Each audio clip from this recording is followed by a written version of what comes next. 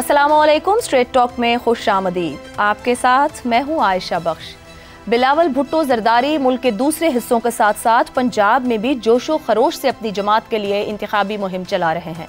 पंजाब में बिलावल भुट्टो घन गरज के साथ साथ तीर से शेर का शिकार करने का ऐलान कर रहे हैं और अपने जलसों में खुलकर मुस्लिम लीग नून के कायद नवाज शरीफ पर तनकीद भी कर रहे हैं। वो पंजाब में मुस्लिम लीग नून को ही इंतखाबात में अपना बड़ा सियासी हरीफ करार दे रहे हैं, बल्कि वाहिद हरीफ सियासत में करार दे रहे हैं। इस वक्त बिलावल भुट्टो पंजाब में मुस्लिम लीग नून मुखालिफ वोट हासिल करना चाहते हैं। चूंकि पाकिस्तान तहरीक इंसाफ अमलन बल्ले के निशान पर इंतखाबात में हिस्सा नहीं ले रही, इसलिए बिलावल ये समझ रहे हैं कि ऐसे में पीपल्स पार्टी के पास पंजाब में ये गुंजाइश मौजूद है कि PTI के कारकुनों या सपोर्टर्स की तवज्जो हासिल की जाए। गुज़िश्ता रोज़ बिलावल भुट्टो ने लाहौर के हल्का NA 127 में जलसे से खिताब किया। इस खिताब में बिलावल भुट्टो ने कहा कि नून लीग PTI से इंतकाम ले रही है। उन्होंने भी PTI की तरह उनके जुल्म बर्दाश्त किए। वोट की इज्जत की सियासत के दावेदार नजरिया छोड़कर सियासत कर रहे हैं। PTI कारकुन इंतकामी सियासत खत्म करने के लिए मेरा साथ दें। इंतकाम की सियासत दफन और तमाम वादे पूरे करेंगे। बिलावल भुट्टो ने यह भी कहा कि ताहिरुल कादरी ने सियासत ना करने का ऐलान किया है, मगर ताहिरुल कादरी जैसे लोग मुल्क की जरूरत हैं, उन्हें वापस आकर सियासत में हिस्सा लेना चाहिए। लाहौर में पीपल्स पार्टी और अपने लिए इंतखाबी मुहिम के दौरान क्राउड को चार्ज करना बिलावल की यकीनन सियासी जरूरत है, मगर बिलावल भुट्टो जलसे के दौरान ये तस्लीम कर रहे हैं कि PTI के कारकुन जुल्म बर्दाश्त कर रहे हैं। PTI के कारकुन इंतकामी सियासत खत्म करने के लिए उनका साथ दे। बिलावल भुट्टो जरदारी PTI को ऐसा पैगाम क्यों दे रहे हैं? क्या ऐसे बयानात इंतखाबात के बाद नून लीग मुखालिफ किसी सियासी इत्तेहाद बनाने की हिकमत अमली के तहत दिए जा रहे हैं? इसी तरह पीपल्स पार्टी के दौर में ही सियासत नहीं रियासत बचाओ का नारा लगाने वाले ताहिरुल कादरी को मुल्क वापस आकर सियासत की दावत देने का क्या मतलब हो सकता है? क्या बिलावल भुट्टो जरदारी पंजाब में इंतखाबी मुहिम के दौरान अवाम के साथ साथ अहम हलकों को भी अहम पैगामात देने की कोशिश कर रहे हैं? उनके जलसे को ही, जो कि खास तौर पे लाहौर में रहा, गुज़िश्ता रोज टॉक ऑफ द टाउन भी रहा, रीड करने की कोशिश करेंगे अपने पैनल की मदद से कि वो किस तरीके से देख रहे हैं। पैनल में हमारे साथ हैं हसन निसार, अबसार आलम, जैगम खान और शहजाद चौधरी। आप चारों का बहुत शुक्रिया। प्रोग्राम का पहला सवाल आप सबके लिए। नून लीग PTI से इंतकाम ले रही है। मुल्क की सियासत को ताहिरुल कादरी की जरूरत। बिलावल भुट्टो का 2014 धरने के सियासी कजन्स को साथ चलने का पैगाम। बिलावल भुट्टो क्या हासिल करना चाह रहे हैं? जैगम साहब। देखिए आयशा साहबा, पहली बात जो आपने की है, जो ताना दिया है बिलावल को और पीपल्स पार्टी को कि 2014 के धरने के सियासी कज़न के वो साथ चले गए हैं। मैं आपको याद दिलाना चाहता हूँ कि ताहिरुल कादरी PTI से इमरान खान से पहले पीपल्स पार्टी के सियासी कज़न रह चुके हैं। अच्छा। सितंबर 1999 में पीपल्स पार्टी ने 19 जमातों के साथ मिलकर एक अलायंस बनाया था जिसका नाम था पाकिस्तान अवामी इत्तेहाद, और उसका सरबराह बेनज़ीर भुट्टो साहिबा ने बनाया था ताहिरुल कादरी साहब को। मसला ये हुआ कि जब मुशर्रफ साहब आ गए तो ताहिरुल कादरी के को बिशारत मिली कि अगले वज़ीर आज़म वो होंगे, इसलिए वो उस अलायंस को छोड़कर भाग गए। तो ये रिश्ता पीपल्स पार्टी का बहुत पुराना है, और मेरे ख्याल में बिलावल भुट्टो जो करने की कोशिश कर रहे हैं वो बिल्कुल ठीक है। It makes political sense. देखिए वैसे तो हमारे कई जैगम साहब, कतई कलामी की माजरत, मुझे एक जुमला कहने दीजिएगा। आप कह रहे हैं मेक्स पॉलिटिकल सेंस, मैं भी समझना चाह रही हूँ। ताना नहीं था, एक हकीकत थी 2014 की जो मैंने सामने रखी। वो कल भी जलसे में नजरिए की बात कर रहे थे, आपने उनके माजी की भी रिश्ते की बात कर दी, ज्यादा अच्छी बात हो गई। और सियासत नहीं रियासत बचाओ, जो हालिया हुकूमत गई अभी 17-18 महीने की, वो भी यही कह रहे थे हमने रियासत बचाई सियासत छोड़कर।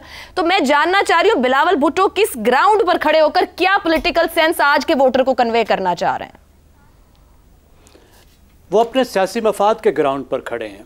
इस वक्त पीपल्स पार्टी भी उसी तरह की पेट्रनेज की सियासत कर रही है जिस तरह की मुस्लिम लीग नवाज कर रही है।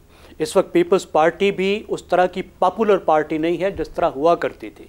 वो उस तरह से गरीबों की पार्टी नहीं है जिस तरह से हुआ करती थी। एक सियासी जमात के तौर पर लोगों को मुतवज्जे करने के लिए, वोट हासिल करने के लिए वो पंजाब में एंटी नवाज प्लेटफॉर्म इस्तेमाल कर रहे हैं। इट मेक्स सेंस, क्योंकि पीपल्स पार्टी ने अगर पंजाब में वापस आना है तो इस वक्त उनको जो प्लेटफॉर्म अवेलेबल है वो एंटी नवाज प्लेटफॉर्म है, और इस वक्त उनके पास अपॉर्चुनिटी ये है कि नवाज शरीफ के जो सख्त मुखालिफ हैं, जो एंटी नवाज प्लेटफॉर्म है वो बहुत कमज़ोर है, और हम देख रहे हैं कि उनको कम से कम तवज्जो मिल रही है। इस वक्त उनको बड़ी कामयाबी ना मिले लेकिन उनको तवज्जो मिल रही है, और मैं समझता हूँ कि बिलावल भुट्टो जरदारी पब्लिक पॉलिटिक्स में, पॉपुलर पॉलिटिक्स में अपने वालिद से ज़्यादा सियाने हैं। उनके वालिद साहब को हमारे कई सीनियर जर्नलिस्ट ने पता नहीं कितनी PhDs दे रखी हैं। जी जी। मुझे लगता है $50-50 की ऑनलाइन PhDs उन्होंने निकलवा के उनको दी हैं, क्योंकि जरदारी साहब को पब्लिक सेंटीमेंट की कोई फहम नहीं है, और पंजाब की हद तक जो जरदारी साहब की पीपल्स पार्टी थी वो सत्तू पीकर सो गई थी, और अवाम के सेंटीमेंट समझने में, जज्बात समझने में जरदारी साहब ने बड़े बड़े ब्लंडर किए। मिसाल के तौर पर 2010-2011 में जब PTI पहली बार पॉपुलर होनी शुरू की पंजाब में, तो उस वक्त पीपल्स पार्टी के लोग भंगड़े डाल रहे थे कि राइट का वोट तकसीम हो रहा है। कुछ लोग कहते हैं कि जरदारी साहब ने इमरान खान की मदद भी की थी उस जलसे में, और अपने लोगों को कहा था इसकी सपोर्ट करो, राइट का वोट तकसीम होगा, और जब देखा तो अपना पूरे का पूरा रेवड़ जो है वो जा चुका था। फिर 2013 में जब नवाज शरीफ साहब मुंतखब हुए, मुस्लिम लीग मुंतखब हुई, तो उनके पास एक और चांस था, और पहले ही जो हल्फ बर्दारी की मीटिंग थी उसमें आसिफ जरदारी साहब ने कह दिया कि हम आपकी अपोजिशन ही नहीं करेंगे, यानी एंटी नवाज प्लेटफॉर्म को उन्होंने बिल्कुल खाली छोड़ दिया। दुरुस्त। अब पूरे 15 साल के बाद आप अंदाज़ा लगाइए कितना बड़ा वक्त है, तकरीबन एक नस्ल गुजर चुकी है जब पीपल्स पार्टी ने पंजाब को ना समझा, ना यहाँ कोशिश की, ना मेहनत की, इतनी बड़ी बड़ी समाजी तब्दीलियां आ गई। तो अब बिलावल भुट्टो जो मैं अर्ज कर रहा था एक शाहीन बन के उड़ने की कोशिश कर रहे हैं, और अब्बा ने दुम से पकड़ रखा है, वो मुझे लगता है कि थोड़ी सी उनको उड़ान करने की इजाज़त मिली है। अगरचे इस वक्त भी उनको ताने पड़ रहे हैं कि तुम तो अंडर ट्रेनिंग हो, तुम्हें तो अब्बा अंडर ट्रेनिंग कहता है, तुम यहाँ हमें क्या कह रहे हो। लेकिन हम देख रहे हैं कि वो मोबिलाइजेशन में, लोगों को अपनी तरफ मुतवज्जे करने में, पार्टी को मुतहर्रिक करने में बड़ी हद तक कामयाब हो रहे हैं। इसका मतलब ये नहीं है कि पंजाब को विन कर लेंगे, मैं नहीं समझता इस इलेक्शन में उन्हें को बड़ी कामयाबी मिलेगी।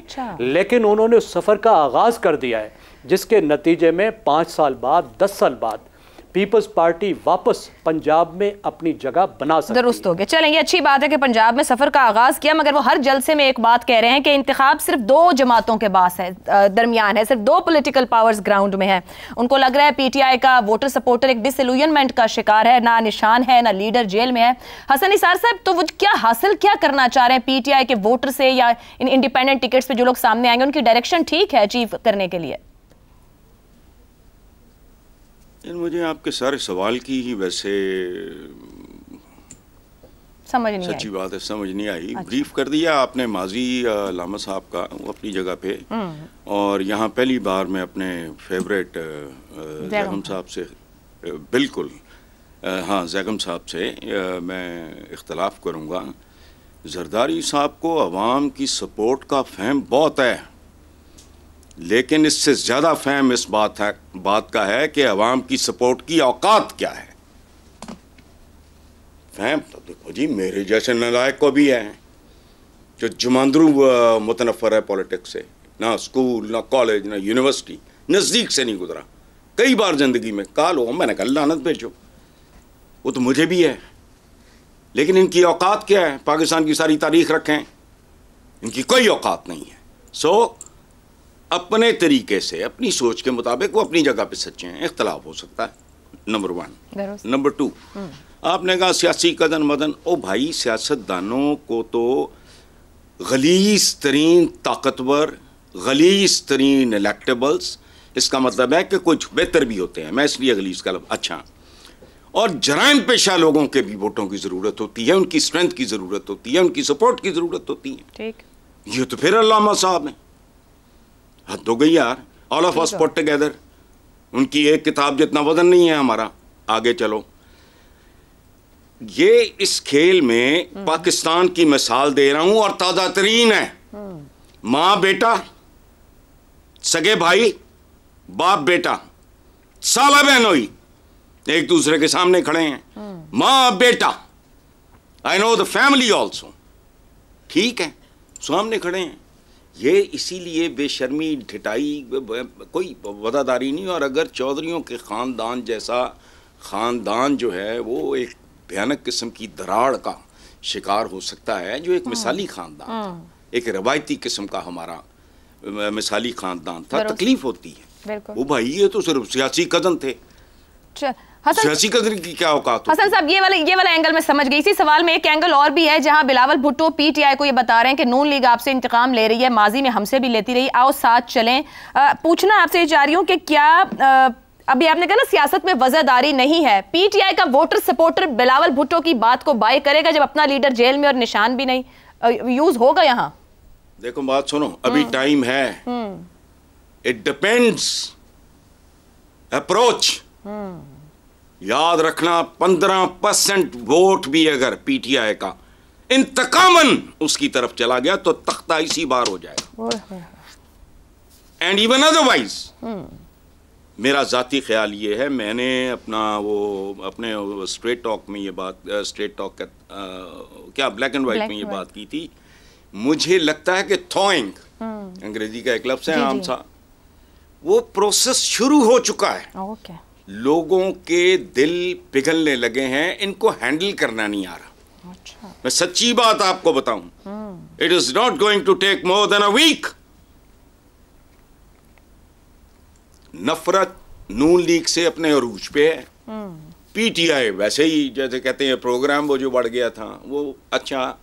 ओ भाई, अगर इनमें थोड़ी सी भी कम्युनिकेशन की सेंस हो तो मेरा ख्याल है कि 5-10 साल की बात नहीं है, कहानी शायद इसी बार सरप्राइज मिले। दुरुस्त हो गया।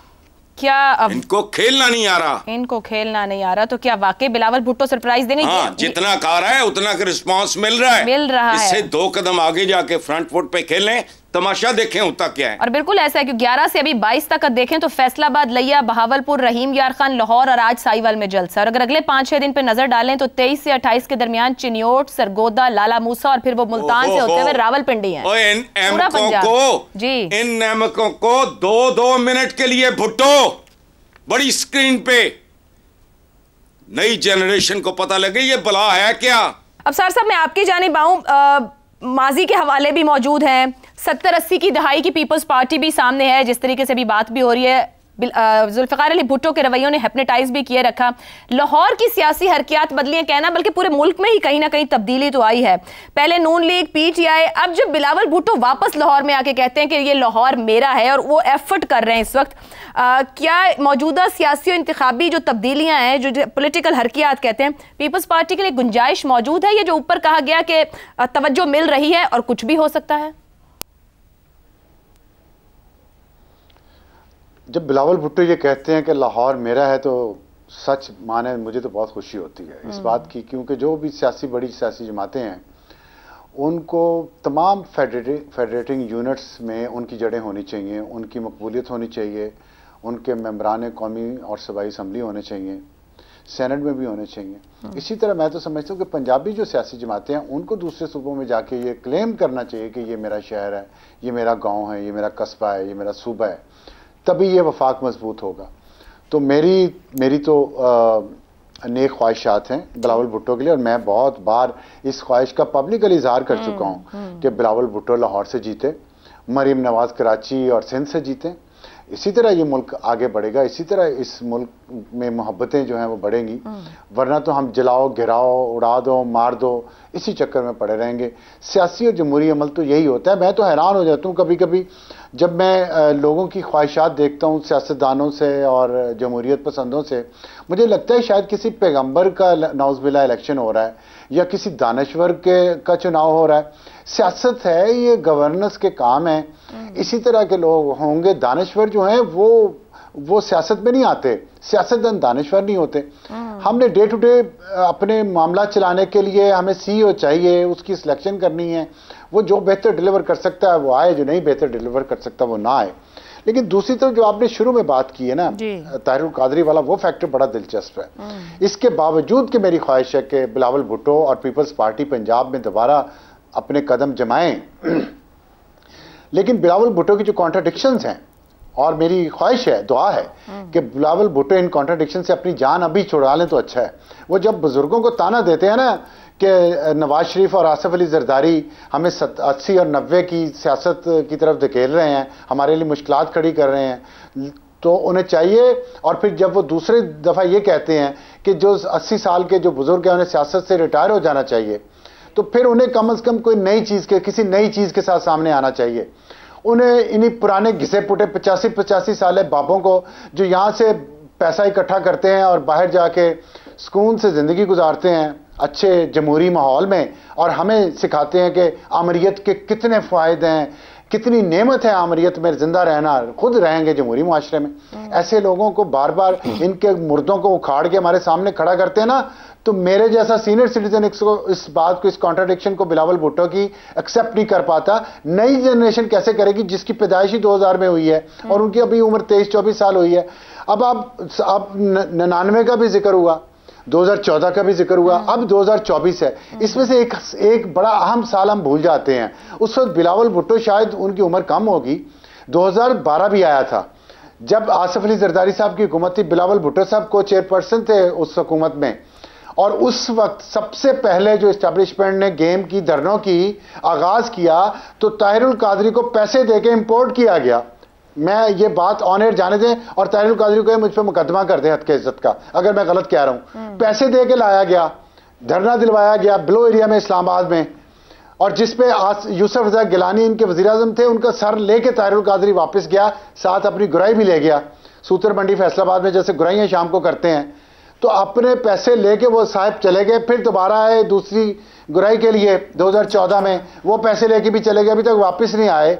तो बिलावल भुट्टो सब ये चाह रहे हैं कि जो 20-20, 23-23, 24-24 साल के नौजवान हैं उन पे एक 85 साल बाबे को उनको मुसल्लत कर दें, जो यहां से पैसे समेट के बाहर एक अच्छी जिंदगी गुजार रहा है और लोगों को बेवकूफ बनाया हुआ है और लोग बेवकूफ बने हुए हैं। वो करेक्शन कर ले मुख्तार साहब, राजा परवेज अशरफ साहब वजीर आजम थे जब ये आए हैं दिसंबर 12 और जनवरी 13 में। नहीं, आप करेक्शन कर लें। आयशा बख्श साहिबा आप करेक्शन करें आज अपनी। यूसुफ रजा गिलानी वजीर आजम थे, सुप्रीम कोर्ट ने वही जजेस जिनको साथ मिला के एस्टेब्लिशमेंट और इस तरह के मुल्ला और दूसरों को साथ मिला के इस मुल्क में जमहूरियत पे शब खून मारते हैं, यूसुफ रजा गिलानी वजीर आजम थे, उनको सुप्रीम कोर्ट ने हद के इज्जत दाना एक मिनट तौहीन अदालत पे उनको बर्खास्त किया था, जिसपे उन्होंने कहा था मुबारक हो, यूसुफ रजा गिलानी को सेट कर दिया सुप्रीम कोर्ट ने। उसके बाद राजा परवेज अशरफ आए थे जो 10-11 महीने रह गए। ठीक है जी, मैं आपकी तरफ आऊं शहजाद साहब, जो गुफ्तगू हुई, एक बात हुई कि हमारे यहाँ इलेक्शन होते हैं तो जैसे बेहतर सीईओ की जरूरत है कि अच्छी सीवी दें आवाम के सामने कि मैं एक अच्छा एडमिनिस्ट्रेटर हूं, आपको डिलीवर करूंगा, मगर हमारे सियासतदान भी निकलते हैं तो इंतकाम और नफरत की बात करते हैं। जिस तरीके से पैगाम पॉलिटिकल पहुंचाया जा रहा है, बिलावल भुट्टो ने लाहौर में खड़े होकर कल पूरी कोशिश की कि मैं जो कुछ अचीव कर सकता हूं। आपके ख्याल में राइट डायरेक्शन में राइट स्टेटमेंट्स दे रहे हैं? नहीं, राइट डायरेक्शन तो हो सकता है, राइट स्टेटमेंट्स नहीं है, क्योंकि उसके लिए हकीकत का सामना करना लाजमी है। जहां इनके वालिद जरदारी साहब अपने 2008 से लेकर 13 के टेन्योर में फेल किए गवर्नेंस के अंदर और खौफ की सियासत के साथ, वो खौफजदा उनका वो टेन्योर था। सदर थे लेकिन बहुत खौफजदा तरीके से वो ना गवर्नेंस हुई उस जमाने में, ना कुछ उनसे काम हुआ, ना पीपल्स पार्टी अपना इम्पैक्ट कर पाई, बावजूद इसके कि वो बेनजीर भुट्टो की शहादत के ऊपर वोट लेके आई थी, उस सिंपैथी के साथ वोट लेके आई थी। लेकिन अब बिलावल भुट्टो उसमें से रिकवरी की कोशिश कर रहे हैं। बहुत सारा टाइम गुजर गया, इस दौरान पंजाब PMLN का तो था ही था, PTI का भी हो गया। जो पाकिस्तान पीपल्स पार्टी ने स्पेस छोड़ी वहां पर पाकिस्तान PTI आ गई, और PTI और PMLN आज आपको वहां पर हावी नजर आते हैं। इस हद तक हावी हैं कि PMLN एक इंस्टीट्यूशनल तरीके से, इदाराती तरीके से अपने स्ट्रक्चर्स के थ्रू कायम है या इलेक्टेबल्स के थ्रू कायम है, और PTI एक सेंटिमेंट के थ्रू कायम है। यानी ये दो चीजें अगर आप सियासत से निकाल दें तो किसी की कोई जगह रहती नहीं है। अब दो चीजों का मैंने जिक्र किया, सेंटिमेंट और स्ट्रक्चर्स। अच्छा, फिजिकल स्ट्रक्चर क्या होता है? पॉलिटिकल स्ट्रक्चर यानी इंतजामी किस्म के आपके जो ऑफिसेज होते हैं, लोग होते हैं जो आपके जिम्मेदारान हैं, जो तंजीम जो होती है आपकी। पीपल्स पार्टी वो तंजीम खो बैठी। सेंटिमेंट आपका वैसे ही खदहवा हो गया बेनजीर भुट्टो के जाने के बाद। आप में से कोई ऐसा बंदा नहीं उभरा जो कि पंजाब के अंदर अपना सेंटिमेंट लेके आगे चल सकता। भुट्टो सेंटिमेंट के साथ लाहौर में काबिज हुआ, लाहौर के ऊपर आके उसने अपना सेंटिमेंट जमाया वहां पे। इस तरीके से पाकिस्तान और भुट्टो और लाहौर जो है वो भुट्टो का हुआ। लेकिन कहने का मतलब ये है, आज बिलावल भुट्टो के पास ना सेंटिमेंट है ना स्ट्रक्चर्स है। तो कहने की बात क्या है, कैसे कामयाब हो सकता है? अगर वो स्ट्रक्चर्स को चेंज करे। स्ट्रक्चर कैसे चेंज करेगा? आइडियोलॉजी की बात तो करता है, लेकिन आइडियोलॉजी को तब्दील नहीं कर पाया, रिवायती सियासत के तरीके पे ही लड़ रहा है। तो ये रिवायती सियासत जिस तरीके से बना दी गई है, उसमें PMLN या PTI ही निकलेगी, सिंध से PPP ही निकलेगी, JUIF या वो उधर से बलूचिस्तान से वही चीजें निकलेंगी जो आज तक निकलते रहे। तो कहने का मतलब ये हुआ, अगर आपको तब्दीलियां करनी है तो स्ट्रक्चर्स में तब्दीलियां कीजिए, और अगर कोई आइडियोलॉजी एग्जिस्ट करती है आपके दिमाग में, तो आइडियोलॉजी सेंटिमेंट की शक्ल में लेके आइए, ताकि आप लोगों के ऊपर उनकी सोचों पे हावी हो सकें और अपनी जगह बना सकें।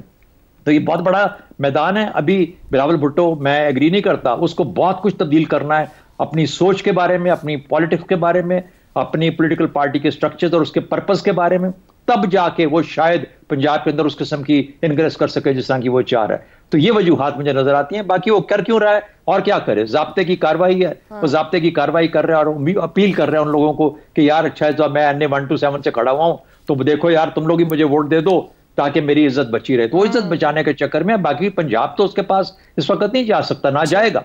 तो मेरा नहीं ख्याल कोई बहुत बड़ी तब्दीली जाने जा रही है। लेकिन बिलावल भुट्टो जरूर तब्दीली कह रहे हैं कि आप तब्दीली चाहते हैं तो वोट दें, लेकिन मैं इस बात को जरूर बाय करूंगी यहाँ पे कि वो रिवायती सियासी तरीका इख्तियार कर रहे हैं, रिवायती बयानात हैं जो कि इतनी दहाइयों से हमारे सियासतदान आज भी दे रहे हैं। और फिर जिस तरह पैनल ने कहा कि आज के वोटर को समझने की जरूरत है, तब्दीलियां करनी है, स्ट्रक्चर में लाएं, और अगर कोई आइडियोलॉजी है तो उसको वजाहत से सामने रखें और फिर कैरी भी करें।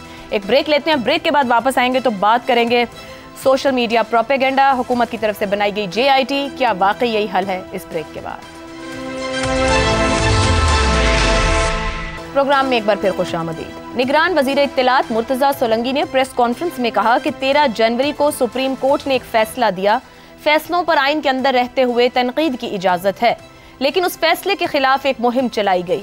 जब उस प्रोपेगेंडे में 2-3 दिन तक कमी नहीं आई तो फिर एक JIT बना दी गई। मजाज इदारे तहकीकात कर रहे हैं, सैकड़ों अकाउंट्स की छानबीन जारी है, गिरफ्तारियां भी अमल में आएंगी। निगरान वजीर इत्तलात के मुताबिक ऐसी मुहिम पहली मर्तबा नहीं चली, ना ही इस तरह की JIT पहली मर्तबा बनी है। सोशल मीडिया पर अदलिया मुखालिफ मुहिम चलाने वालों के नाम ECL और स्टॉप लिस्ट में डालने का फैसला किया गया है, जबकि ऐसे अकाउंट्स को PTA के जरिए ब्लॉक करने का फैसला भी कर लिया गया है। इत्तलात के मुताबिक सोशल मीडिया पर सुप्रीम कोर्ट के जजेस के खिलाफ मुहिम की तहकीकात के लिए FIA और इंटेलिजेंस इदारों पर मुश्तमिल 6 रुकनी मुश्तरका तहकीकाती टीम तश्कील दी गई है, जिसके जरिए सुप्रीम कोर्ट के जजेस के खिलाफ प्रोपेगेंडे के जिम्मेदारों को कानून के कटहरे में लाया जाएगा। इंटेलिजेंस ब्यूरो, ISI, पुलिस और PTA के नुमाइंदे कमेटी में शामिल हैं। JIT मुल्जिमान के खिलाफ चालान मुतल्लिका अदालतों में पेश करेगी और मुस्तकबिल में ऐसे वाक़यात के तदारुक के लिए इक़दामात भी तजवीज़ करेगी। पीका एक्ट के तहत कायम करदा ये JIT अदलिया मुखालिफ मुहिम और जजेस की साख मुतासिर करने वालों का तयन करेगी। पाकिस्तान में जजेस पर तनकीद कोई आज का मामूल नहीं, सोशल मीडिया का तो कहना ही क्या। इस मुल्क के एक साबिक वजीर आजम अपने खिलाफ फैसलों के रद्द-ए-अमल में कह चुके हैं कि इन जजेस के दिल बुग़्ज़ से भरे हुए हैं, जबकि एक और साबिक वजीर आजम सुप्रीम कोर्ट के जजेस के लिए एम्पायर की इस्तिलाह इस्तेमाल कर चुके हैं।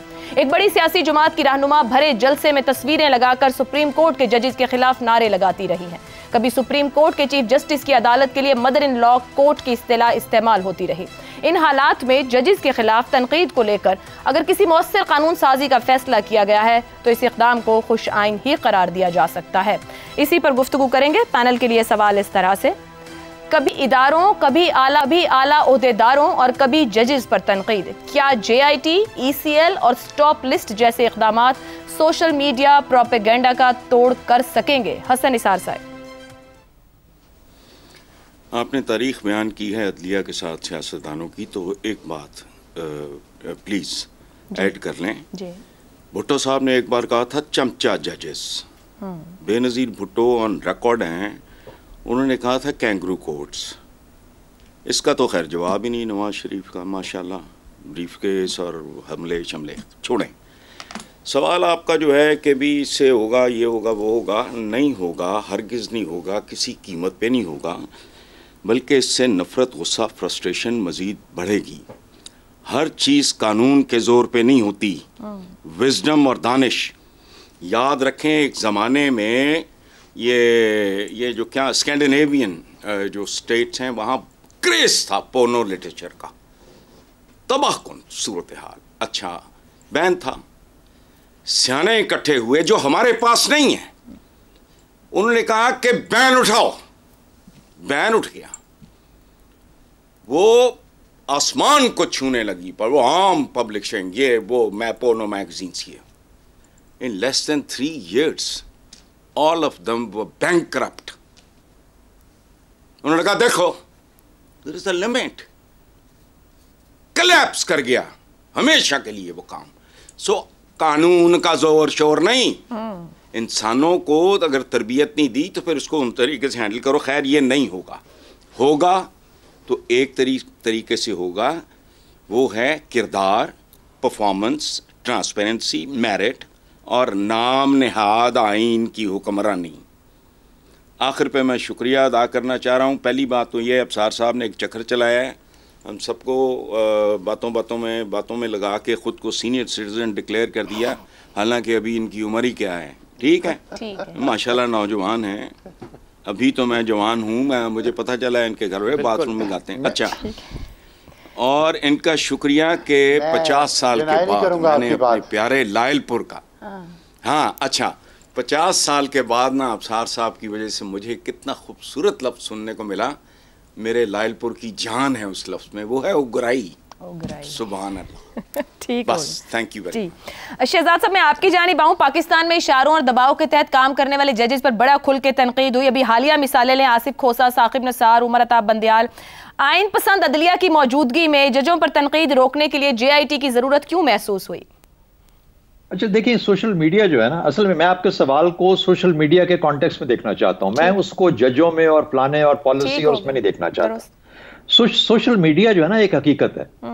जिस तरीके से कन्वेंशनल मीडिया एक हकीकत थी और अब लड़ रही अपनी जगह के लिए, सोशल मीडिया एक उभरती हुई हकीकत है, बल्कि हकीकत बन चुका है। इंतजार करें जब आर्टिफिशियल इंटेलिजेंस भी इसमें शामिल हो जाएगी। अब जब ये दो चीजें शामिल होंगी तो फिर आप ये देखिएगा, अभी से ही कन्वेंशनल मीडिया जिसके हम बैठे हैं, जिसके ऊपर ये इस वक्त दुनिया भर में लड़ रहा है अपनी जगह मेंटेन करने के लिए इस सोशल मीडिया के साथ। एक होता है कन्वेंशनल ट्रुथ, एक होता है सैंक्शन ट्रुथ, एक होता है ऑफिशियल ट्रुथ और एक होता है ऑल्टरनेट ट्रुथ। जहां पर ये जो मेन स्ट्रीम मीडिया है, जब ये सच्चाई उस तरीके से बयान नहीं कर पाता जो कि हकीकत होती है, तो फिर लोग सोशल मीडिया का सहारा लेते हैं। अब आप देखेंगे आने वाले दिनों में, बल्कि अभी से शुरू हो गया है कि सोशल मीडिया से लीड लेके कन्वेंशनल मीडिया अपने प्रोग्राम करता है। हम अपनी बात नहीं कर रहे, दुनिया भर में यह मामला है। और कन्वेंशनल मीडिया ने सोशल मीडिया के अंदर हिस्सा डाल दिया, बल्कि बगैर सोशल मीडिया की आज कन्वेंशनल मीडिया भी जिंदा नहीं रह सकता। तो जहां पर यह हकायक होंगे, वहां पर हमें जागने की जरूरत है, रोकने की नहीं जरूरत।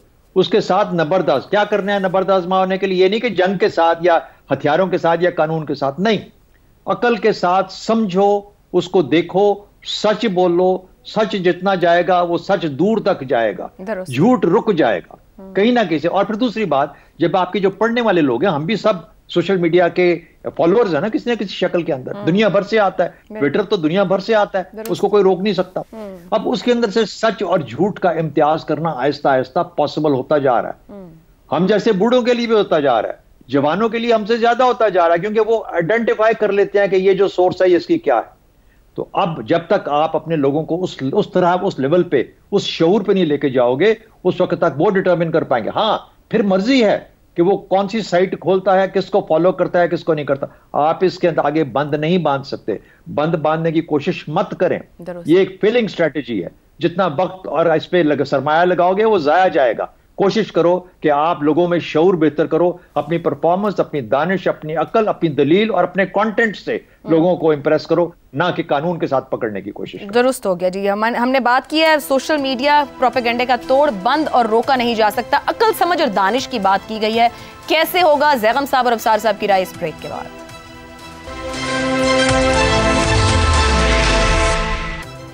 प्रोग्राम के आखिरी हिस्से में खुशामदीद। अफसार साहब, JIT ECL स्टॉप लिस्ट जैसे इकदाम सोशल मीडिया प्रोपेगेंडा का तोड़ कर सकेंगे। ऊपर एक राय दी गई कि बंद करना, बैन करना, पकड़ धकड़ कोई हल नहीं होगा, विजडम, दानिश की जरूरत है। हसन साहब कहते हैं ऐसा कुछ है ही नहीं हमारे पास। देखें, सच से बड़ा प्रोपेगेंडा कोई नहीं होता। अगर यहाँ पे सियासी और मुआशी इस्तेहकाम हो इस मुल्क में, कोई निज़ाम काम कर रहा हो, तो प्रोपेगेंडा नाकाम हो जाते हैं, हर जगह नाकाम हो जाते हैं, चाहे वो प्रोपेगेंडा प्रिंट मीडिया का हो, वो वर्ड ऑफ माउथ हो, वो इलेक्ट्रॉनिक मीडिया से हो, वो डिजिटल मीडिया से हो, किसी भी किस्म का प्रोपेगेंडा हो। अगर लोगों को सहूलत मिलती है, उनकी ज़िंदगियां बेहतर होती हैं, अमन व अमान है, तो कोई पागल ही होगा जो झूठ पे या प्रोपेगेंडा पे यकीन करे। और दूसरी बात ये है हमारे तनाजुर में कि वो कहते हैं हाथों से दी गई गांठें दांतों से खोलनी पड़ती हैं। हमने खुद इस मुल्क के नौजवान तबके को गुमराह किया, नफरत और जहर फैलाई, और वो एक जनरेशन में चली गई है। अब उसको निकलने में बहुत साल लगेंगे। और जो आपने ये बातें की है ना, ये कवानीन किसी हद तक तो ये मौसर हो सकते हैं, लेकिन ये तोड़ नहीं है। तोड़ फिर वही होगा, सियासी और मुआशी इस्तेहकाम। वो अगर हो जाए तो जितने भी पाकिस्तान से बाहर लोग बैठे हुए हैं ना, और जो पाकिस्तान को गाली निकालते हैं और पाकिस्तान में आमरीत चाहते हैं, वहाँ अपनी जमहूरियत को एंजॉय करते हुए, और जिनके खिलाफ ये मुल्क कुछ नहीं कर सकता, वो उनके पास कोई जवाब नहीं होगा उस चीज़ का। अगर यहाँ पे हालात हमारे ठीक होंगे तो वो इसका बहाना बनाते हैं। उनके खिलाफ क्या कर सकेंगे आप? मैक्सिमम स्टॉप लिस्ट में डाल देंगे तो वो नहीं आएंगे। उनका है ही क्या यहाँ पे? वो महीने बाद $200-300 उन्होंने अपने घर भेजने होते हैं। जो डॉलर की कीमत यहाँ बढ़ती रहती है, वो उनको तो एक्स्ट्रा पैसे भी नहीं भेजने पड़ते हैं। तो उनका इतना ही है, वो बैठ के ट्विटर पे या फेसबुक पे गालियाँ पाकिस्तान को देते हैं, पाकिस्तान के इदारों को गालियाँ देते हैं, और आप उनको पकड़ नहीं सकते। लेकिन इसके बरक्स पूरी दुनिया जो डेवलप्ड वर्ल्ड है, वेस्टर्न वर्ल्ड, डेमोक्रेटिक वर्ल्ड, उसमें सारे मुल्क, स्वीडन का जिक्र किया हसन निसार साहब ने, और मुल्क जर्मनी देखें, बड़े सख्त कवानीन है, बहुत सख्त जुर्माने होते हैं। टीवी चैनल है या कोई सोशल मीडिया है, वहाँ हद के इज्जत का दावा दायर कर दें तो जिसका दावा सही साबित हो जाए वो दिवालिया निकाल देता है, बैंकरप्ट कर देता है उसको जिस पे दावा किया हो। हमारे यहाँ एक भी हद के इज्जत का दावा मुझे बता दें जो आज तक मटीरियलाइज हुआ पाकिस्तान की तारीख में कभी भी नहीं हुआ। ये हमारा अदलिया का निज़ाम है। कवानीन सख्त से सख्त जितने मर्जी बनाए जाए, जब तक वो नाफिज नहीं आप कर सकते, इंप्लीमेंट ही नहीं कर सकते, तो फिर तो कुछ नहीं होना। और इंप्लीमेंट हमारा जब तक ये करप्ट अदलिया का निज़ाम है, यहाँ कोई कानून जितने सजाए मौत बना दें आप, अमल नहीं होगा। ठीक है ज़ैगम साहब, सोशल मीडिया प्रोपेगेंडा ये तो हुकूमतों के लिए भी एक इतना बड़ा मामला बन गया है। फिर वही बात है, हल नहीं कोई निकाल पा रहा। बंद कर दो, जब कोई मसला हो बैन कर दो, खामोश कर दो। ये हल आगे लेके जाएंगे, पीछे ले जाएंगे? हम इस वक्त जिस मसले की बात कर रहे हैं, ये बुनियादी तौर पे सोशल मीडिया का मसला नहीं है। यहीं पर हमने इस गुफ्तगू में देखा कि यही इल्ज़ामात उस वक्त भी जजेस पर लग रहे थे जिस वक्त सोशल मीडिया बना ही नहीं था या सोशल मीडिया पॉपुलर हुआ ही नहीं था। यहाँ पे बुनियादी मसला ये है कि पाकिस्तान की जो सियासत है वो अदालत में जा पहुँची है और अदालत में ही खड़ी है। तो इस वजह से जो सियासी तनाज़ात हैं, अदलिया उनका शिकार हो रही है। इसमें एक तरफ तो मसला ये है कि सियासतदानों को अपने मामलात पार्लियामेंट में और पार्लियामेंट से बाहर हल करने की बजाय उनको अदालत में ले जाने का शौक़ है। और दूसरी तरफ हमने देखा है कि जजों को भी मुसलसल शौक़ रहा है कि वो उड़ उड़ के दौड़ दौड़ के सियासी मामलात को पकड़ पकड़ कर अपनी अदालत में लाते हैं। तनकीद करना कोई जुर्म नहीं है, ख़ास तौर पे हमारे हालात में। अतर मिनल्ला साहब ने कल ही कहा कि जजेस पर तनकीद की जा सकती है। जुर्म क्या है? डेफेमेशन जुर्म है कि किसी पर आप झूठा इल्ज़ाम लगा दें, ये कह दें कि उसने पैसे पकड़े हैं, उसकी ज़ात पर कोई इस तरह का हमला कर दें। उसके लिए पाकिस्तान में कानून मौजूद हैं, वो सिविल कवानीन मौजूद हैं, तो वो जाके केस दायर करे। अगर अदालतें फ़ैसले नहीं कर रही तो ये तो पता चले ना कि जजेस को ये तो अंदाज़ा हो ना कि कितनी डेफेमेशन पाकिस्तान में होती है जिसका कभी फ़ैसला ही नहीं होता। जब वो खुद अपना डेफेमेशन का कोई केस लेकर छोटी अदालत में जाएंगे तो उन्हें अंदाज़ा होगा कि इस मामले को ठीक करने की ज़रूरत है। दूसरा मसला यहाँ पे क्या है? वो है इंसाइटमेंट टू वायलेंस, जिस पे तवज्जो देने की ज़रूरत है कि क्या इस तमाम गुफ्तगू में, इस तमाम तूफ़ान बदतमीज़ी में, क्या कोई कहीं किसी को वायलेंस पर तो नहीं उकसा रहा। इस मसले के लिए पीका एक्ट को दरमियान में लाना, मुझे नहीं लगता कि इससे कोई मामला ठीक होंगे या इससे जजेस की कोई खिदमत होगी। ये जो डिजिटल इनकलाब है, ये इंसानी तारीख का एक बड़ा इनकलाब है। अभी तो हम समझ नहीं पा रहे कि इससे निपटे कैसे। Very true. एक तरफ इसके फ़ायदे हैं, दूसरी तरफ इसके नुकसानात हैं, और दो बातें ऐसी हैं जो इस वक्त बुनियादी मसला बनी हुई हैं।